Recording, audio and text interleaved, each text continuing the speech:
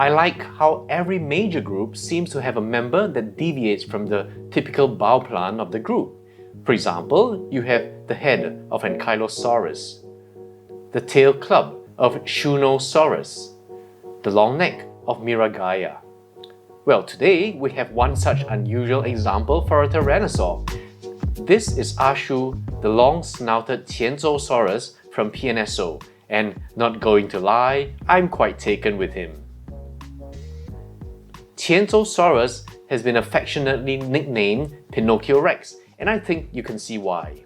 Unlike typical tyrannosaurids with their deep skulls, thick teeth, and the musculature that would allow for bone-crunching bites, what you have here is very different.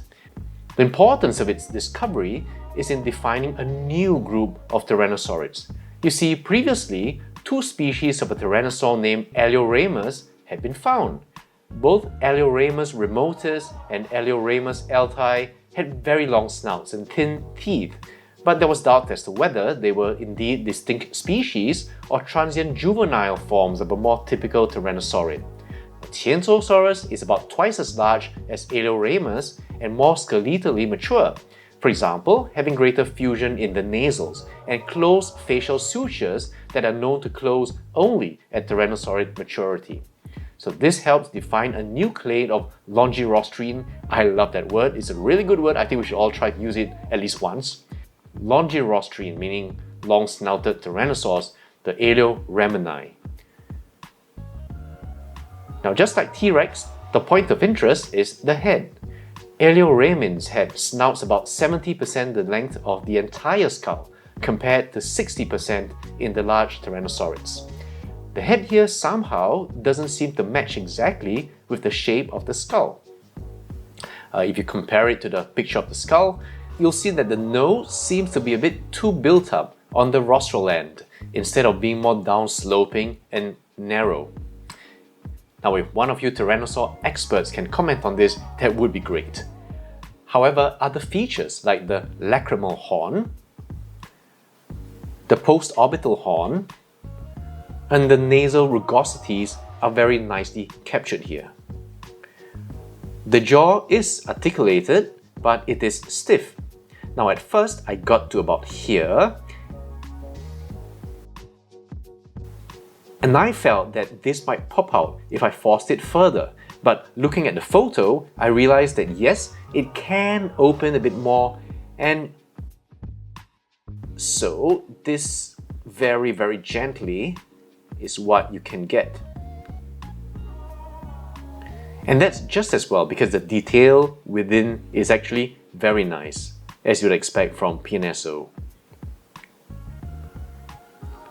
Now, I've been looking for a predator with a closed mouth for the longest time, so I actually like the mouth closed look, even though with mouth closed, the seam here is more obvious than with the mouth open.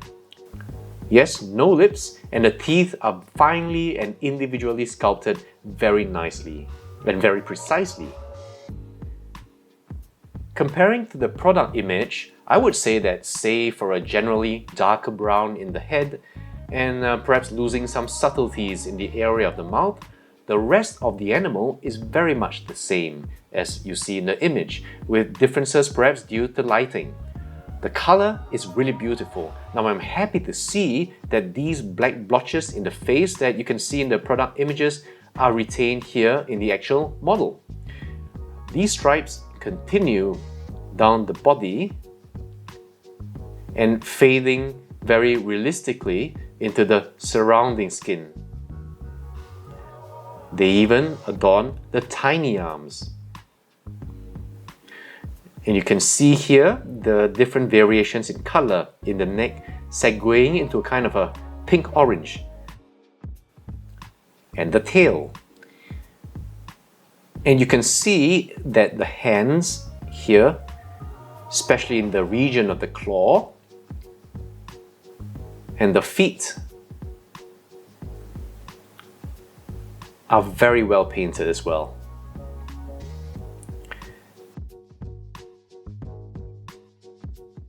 And from the top, just really beautiful. You know, I love stripes in my dinosaurs, and this reminds me of my sideshow Carnotaurus.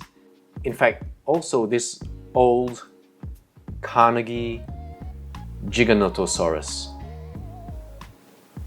Now, I'd say a design like this strikes a very nice balance between being realistically ungarish for a large predator with just the right amount of visual interest to avoid looking too bland and boring.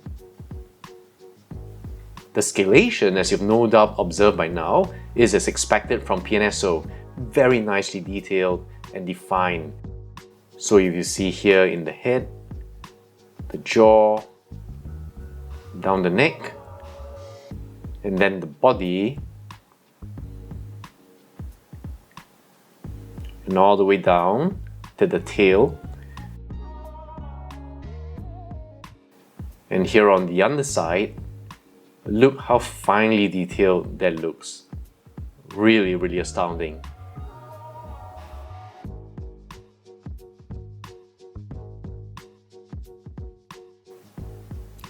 Now the musculature is really impressive as well and natural looking. Now just look at the way the muscle bulges in the thighs and the calves. And then you have the dynamic tension in the toes here, especially this one here with the very dorsiflex toes here. It's dynamic but not in an exaggerated way. And you can imagine this powerful animal striding with purpose, with both weight and yet grace as well. And you can feel the tension as he strides on the alert, ready for violent action. Now, this body plan is so different from the usual Tyrannosaurids that it suggests a different lifestyle and mode of hunting, which allows for niche partitioning, since it coexisted with the contemporaneous Tarbosaurus. Now, all this in totality really contributes to a highly pleasing pose, and from any angle, it looks really good.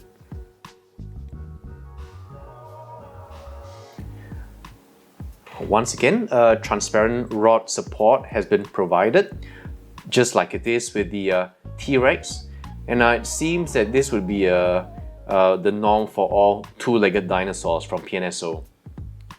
Even though, amazingly, it actually is able to stand without help and without the use of big hips and clown feet, so that's really quite impressive. Still, I think it's best that you use the rod for safety and to prevent warping over time. This model measures 29 centimeters, which is about 11.5 inches, with estimates of Qianzhousaurus being 7 meters, which is about 23 feet. That makes this 1:24 scale, so it's out of scale with the 1:35 figures, including, of course, the new Wilson. Now, speaking of which, let's bring him in.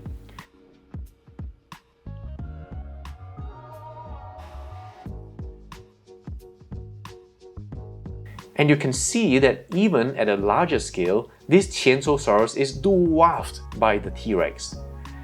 But it's so easy to forget about the different scales when you have these two models with so similar aesthetics right there together. And ironically, at this larger scale, his arms are bigger than Wilson's. When the PNSO T Rex was announced, my first thought was, please give us some more Tyrannosaurs, perhaps from China or Asia. Now this Qianzhousaurus answers my wish, and when I saw the product images, I got greedy and I hoped that they would make my favorite dinosaur, Carnotaurus, and look what was just announced. Now all I need is for PNSO to make an Allosaurus. Surprisingly, I don't even have one that's anatomically correct. If that happened, give or take a Carcharodontosaurus, that would round out my essential predators from PNSO. Alright guys, so that's it for this review. I think you'll agree that once again PNSO has granted us with another splendid model. And not to mention a Tyrannosaur that is unusual and that will be a nice addition to anyone's collection of Tyrannosaurs. I will see you soon with another video.